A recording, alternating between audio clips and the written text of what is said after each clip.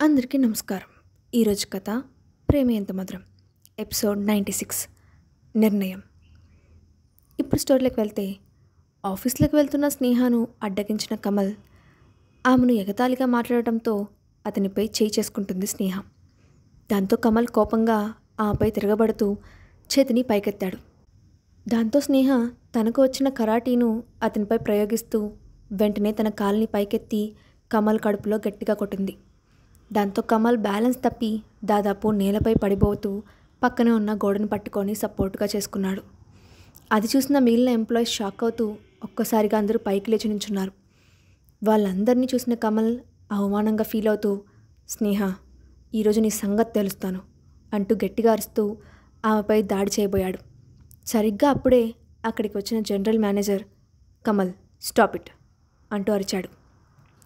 ఆ అరుపుతో కమల్ అక్కడే ఆగిపోయాడు. అప్పుడు జనరల్ మేనేజర్ కమల్ దగ్గరికి వచ్చి, మేనేజర్ కమల్, మీరు అక్కడే ఆగండి, ఇంకో అడుగు ముందుకు వేయడానికి వీల్లేదు అని ఆర్డర్ వేసినట్లుగా చెప్పి స్నేహ వైపు తిరిగి, స్నేహ గారు మీరు వెళ్ళండి అని చెప్పాడు. దాంతో స్నేహ కమల్ వైపు సీరియస్గా చూసి అక్కడి నుండి నేరుగా తన క్యాబిన్కి వెళ్ళిపోయింది. మిగతా వాళ్ళంతా జనరల్ మేనేజర్ని చూసి భయంతో ఆ సంఘటనకు తమకు ఎలాంటి సంబంధం లేదన్నట్లు తిరిగి వెళ్ళిపోయారు. క్యాబిన్లోకి వెళ్ళిన స్నేహ ఒక్కసారిగా సోఫాలో కూలబడిపోయింది.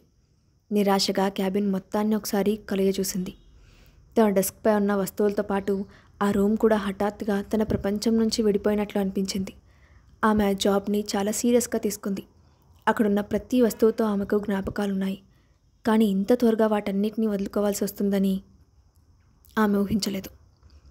చాలాసేపటి తర్వాత ఆ గది నుండి ఇక బయటకు వెళ్లాల్సిన టైం వచ్చిందని అర్థం చేసుకొని స్నేహ నెమ్మదిగా తన వస్తువుల్ని సర్దుకుంది. కరణ్ చేస్తున్న సినిమా ప్రస్తుతం షూట్ మధ్యలో ఉంది కాబట్టి ఇప్పుడు అతనికి ఈ విషయం తెలిస్తే ఈ ఇంపాక్ట్ తన యాక్టింగ్ మీద కూడా పడుతుందనే భయంతో స్నేహ అతనికి ఈ విషయం చెప్పలేదు. నెమ్మదిగా తన వస్తువులను చిన్న బాక్స్లో సర్దుకొని బయటకు వచ్చి ఆఫీస్ కారిడార్లో నుండి నడుస్తోంది. అది చూసి అందరూ దిగ్భ్రాంతి చెందారు. ఆఫీస్లో మంచి ఎంప్లాయీగా పేరున్న స్నేహ జాబ్కి అంత సడన్గా రెసిగ్నేషన్ ఎందుకు ఇచ్చిందో ఎవరికీ అర్థం కాలేదు. అందరూ తన వైపు విచిత్రంగా చూస్తుండటంతో స్నేహకు కొంత అన్కంఫర్టబుల్గా అనిపించింది.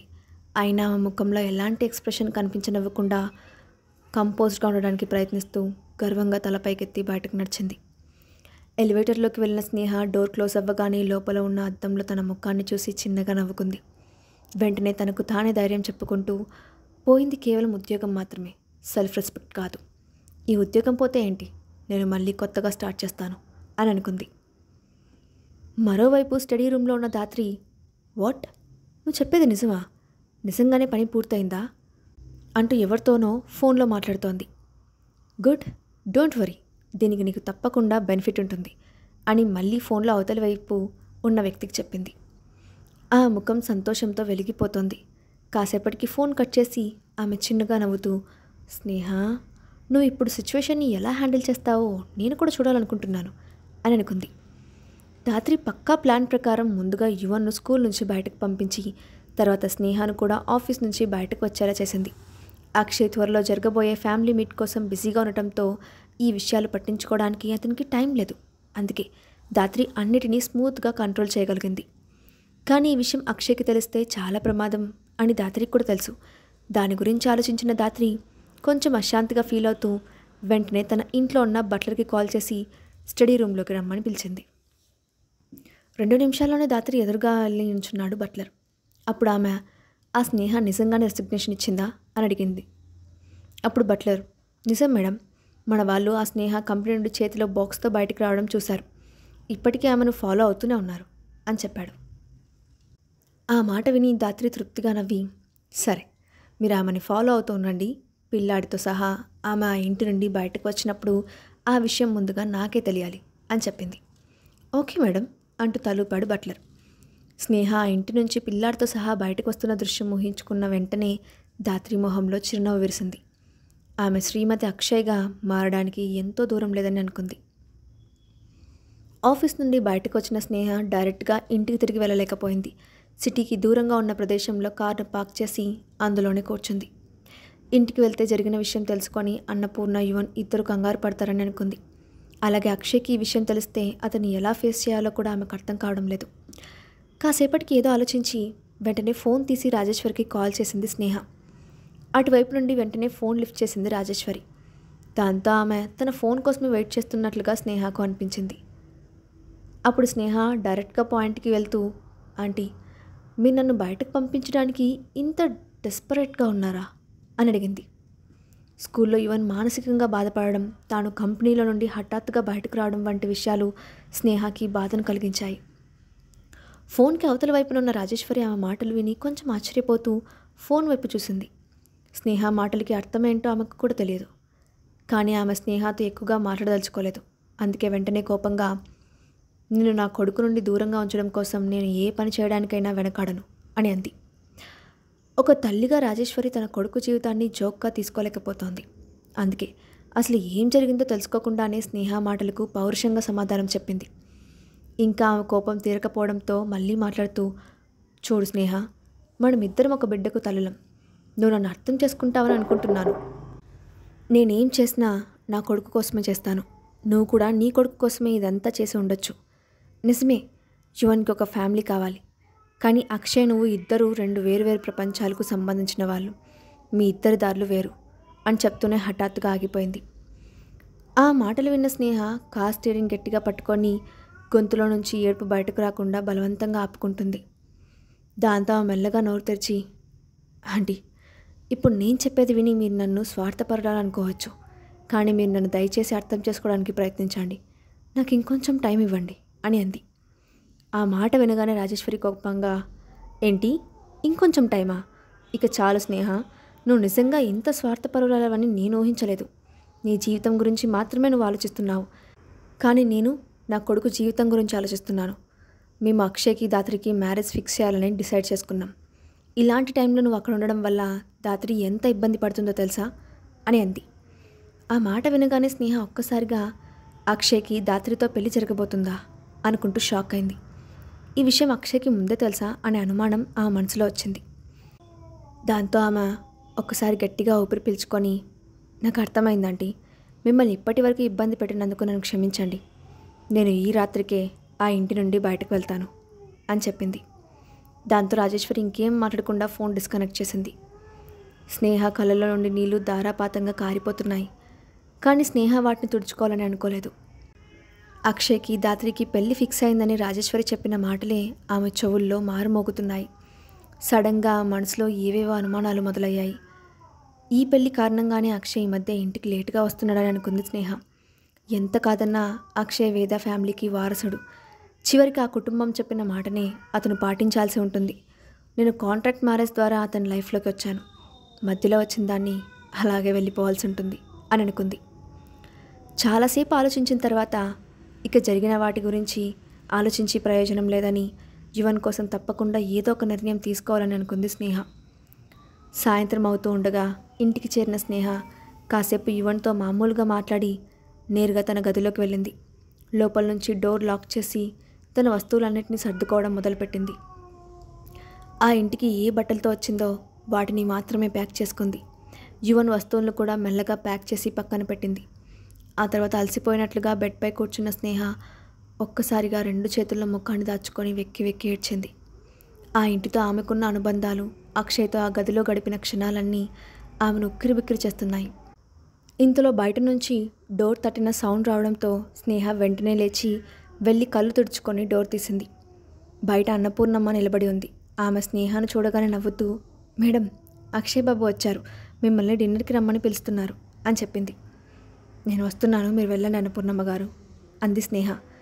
దాంతో అన్నపూర్ణమ్మ అక్కడి నుంచి వెళ్ళిపోయింది. స్నేహ వెళ్ళి ముఖం కడుక్కొని ఏం జరగనట్లే బయటకు వచ్చింది. మెట్లపై నుండి కిందకు దిగుతుండగా డైనింగ్ టేబుల్ దగ్గర కూర్చొని ఉన్న అక్షయ్ కనిపించాడు. అతని ఒడిలో యువన్ కూర్చొని ఉన్నాడు. అక్షయ్ ఏదో చెప్తుంటే యువన్ కిలకిలమంటూ పెద్దగా నవ్వుతున్నాడు. వాళ్ళిద్దరిని అలా చూసిన స్నేహ ఒక క్షణం పాటు అక్కడే ఆగిపోయింది. యువన్కి మళ్ళీ అలాంటి క్షణాలు జీవితంలో రావని అనుకొని ఆ దృశ్యాన్ని ఆమె కళ్ళలో నింపుకుంది. అప్పుడు అక్షయ్ కూడా తల పైకెత్తి మెట్లపై ఉన్న స్నేహను చూడటంతో వెంటనే స్నేహ సర్దుకొని కిందకు దిగి వచ్చి అతని ఎదురుగా కూర్చుంది. ఆమె ఎందుకో ఈ మధ్య డల్గా ఉంటుందని, ఈరోజు కూడా అలాగే ఉందని అనుకున్నాడు అక్షయ్. అన్నపూర్ణమ్మ అందరికీ డిన్నర్ వడ్డించడంతో అక్షయ్, యువన్ ఇద్దరు అల్లరి చేస్తూ డిన్నర్ తింటున్నారు. స్నేహ మౌనంగా ఉండడంతో యువన్ ఆమె వైపు చూసి, మమ్మీ నువ్వు ఎందుకంత సైలెంట్గా డిన్నర్ చేస్తున్నావు అని అడిగాడు. ఆ మాటకు అక్షయ్ కూడా ఆమెను పరిశీలనగా చూశాడు. దాంతో స్నేహ తడబడుతూ, అదేం లేదు యువన్, కొంచెం టైర్డ్ అయ్యాను. త్వరగా భోజనం చేసి వెళ్ళి పడుకుందామని అనుకుంటున్నాను. ఈరోజు నువ్వు కూడా నాతో పాటు పడుకుంటావా? మమ్మీకి ఈరోజు నీతో పడుకోవాలని ఉంది అని అడిగింది స్నేహ. ఆ మాట వినగానే అక్షయ్ కొంచెం ఆశ్చర్యం కలిగింది. దాంతో అక్షయ్ మాట్లాడుతూ, స్నేహ నువ్వు ఈ మధ్య చాలా డల్గా ఉంటున్నావు. మనం రేపు ఒకసారి హాస్పిటల్కి వెళ్ళి డాక్టర్తో చెక్ చేయిద్దాం అని అన్నాడు. అంతే. స్నేహ విరక్తిగా నవ్వి, అదేం అవసరం లేదు, రేపటితో ఈ అలసట తగ్గిపోతుంది అని అంది. ఆ మాటకు అక్షయ్ అర్థం కానట్లుగా చూడడంతో స్నేహ తడబడుతూ, అంటే నా ఉద్దేశం రేపు వీకెండ్ కదా, టోటల్గా రెస్ట్ తీసుకుంటాను, దాంతో సెట్ అయిపోతుందని చెప్తున్నాను అని అంది. దాంతో అక్షయ్, సరే బాగా రెస్ట్ తీసుకో, నేను కూడా చాలా రోజుల నుంచి బిజీగా ఉంటున్నాను, మీతో టైం స్పెండ్ చేయడం కుదరడం లేదు. ఒక్కసారి ఈ మీట్ అయిపోతే అందరం కలిసి ఎక్కడికైనా టూర్కి బయటకు వెళ్దాం అని చెప్పాడు. ఆ మాట వినగానే యువన్ ఆనందంగా, వావ్ డాడీ, నువ్వు నిజమే చెప్తున్నావా అని ఎక్సైటింగ్గా అడిగాడు. అక్షయ్ నవ్వుతూ యువన్ తల నిమిరి, అవును అని చెప్పాడు. దాంతో యువన్, డాడీ నువ్వు సూపర్ డాడీవి, ఐ లవ్ యూ అని నవ్వుతూ చెప్పాడు. I love you two Yuvan అని అన్నాడు అక్షయ్. అక్షయ్ నిజంగానే తన పనులన్నీ పూర్తయిన తర్వాత యువన్ను స్నేహను తీసుకొని హాలిడే టూర్కి వెళ్ళాలని ప్లాన్ చేసుకున్నాడు. వాళ్ళ మాటలు వింటున్న స్నేహ ఉబికి వస్తున్న దుఃఖాన్ని ఆపుకుంటూ ఇవన్నీ ఎప్పటికీ జరగవని అనుకుంటూనే హడావిడిగా డిన్నర్ని తినడం పూర్తి చేసి గదిలోకి వెళ్ళింది. ఆమె వెనకే యువన్ కూడా పరిగెత్తుకుంటూ వెళ్ళడంతో అక్షయ్ నవ్వుకుంటూ స్టడీ రూమ్ వైపు వెళ్ళిపోయాడు. అప్పుడు స్నేహ గదిలోకి వచ్చిన యువన్ను ఎత్తుకొని ప్రేమగా ఒడిలో కూర్చోబెట్టుకొని మెల్లగా అతనితో, యువన్ నేను నీకు ఒక విషయం చెప్తాను, జాగ్రత్తగా వింటావా అని అడిగింది. ఎస్ మమ్మీ, నేను వింటాను నవ్వుతూ చెప్పి స్నేహ డ్రెస్కి ఉన్న బటన్స్తో ఆడుకుంటున్నాడు యువన్. అప్పుడు స్నేహ నిదానంగా, చూడు యువన్, మనం ఇక ఇక్కడ ఉండడం కుదరదు, ఈరోజే మనం ఇక్కడి నుంచి వెళ్ళిపోతున్నాం అని చెప్పింది. ఆ మాట వినగానే షాక్ అవుతున్నట్లుగా ముఖం పెట్టి స్నేహ వైపు చూశాడు యువన్. తర్వాత తన పెద్ద పెద్ద కళ్ళను టపటపలాడిస్తూ, మమ్మీ నువ్వెందుకు అలా చెప్తున్నావు, మనం ఎక్కడికి వెళ్తున్నాం, మనతో డాడీ కూడా వస్తాడా అని అడిగాడు. దాంతో స్నేహ తల అడ్డంగా ఊపుతూ, లేదు యువన్, ఇక నుండి ఇంతకు ముందులాగే నువ్వు నేను ఇద్దరం మాత్రమే, మీ డాడీ మనతో ఉండడు అని చెప్పింది. ఆ మాట వినగానే యువన్ ఏడుపు ముఖం పెడుతూ, మమ్మీ నువ్వెందుకు అలా చెప్తున్నావు, ఇదంతా ఏమొద్దు, మనం డాడీ దగ్గరే ఉందాం అని అన్నాడు. యువన్ ఏడుపు ముఖం చూసిన స్నేహ అతన్ని ఓదారుస్తూ, నువ్వు చిన్న పిల్లాడివి, ఇవన్నీ నీకు కష్టంగా ఉంటాయని నాకు తెలుసు, కానీ ఇప్పుడు మనం ఇక్కడ నుండి వెళ్ళిపోవాలి అంటూ కొంచెం కఠినంగా మాట్లాడింది. ఆయన యువన్ ఆ మాటలకు కన్విన్స్ అయినట్లు కనిపించకపోవడంతో అప్పుడు స్నేహ చివరి ప్రయత్నం చేస్తూ, చూడు యువన్, మమ్మీ నీకు ఏ కష్టం రాకుండా చూసుకుంటుంది, ఇక గొడవ చేయకుండా అర్థం చేసుకున్నానా అని కౌగిలించుకొని నచ్చ చెబుతూ నిద్రపుచ్చింది. స్నేహ అనుకున్నట్లే ఆ రాత్రి ఆ ఇంటి నుండి బయటకు వెళ్ళగలుగుతుందా? స్నేహ నిర్ణయం గురించి అక్షయ్ తెలుసుకోగలడా? నెక్స్ట్ పార్ట్లో చూద్దాం.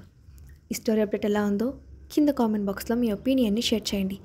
అలాగే ఇలాంటి మరిన్ని స్టోరీస్ కోసం మా ఛానల్ సబ్స్క్రైబ్ చేసుకోండి. Thanks for watching.